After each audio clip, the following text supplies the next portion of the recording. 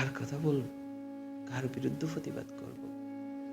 আমাদের চারপাশে, চতুর্দিকে, সামনে পিছে, ডানে বামে সব সুবিধালোভী, গাদ্দা, মুনাফি।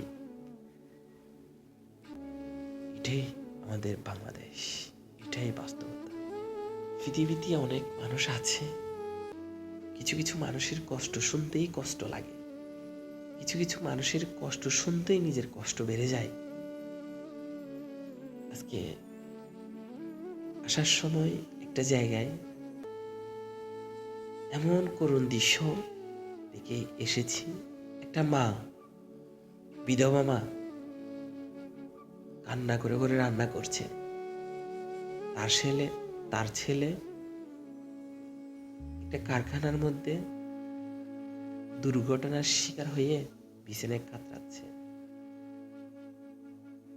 সে রান্না করছে, সে আমাকে বলছে তার দুপুরে রান্না হচ্ছে, রাতে রান্না করার মতো তার অবস্থান নাই।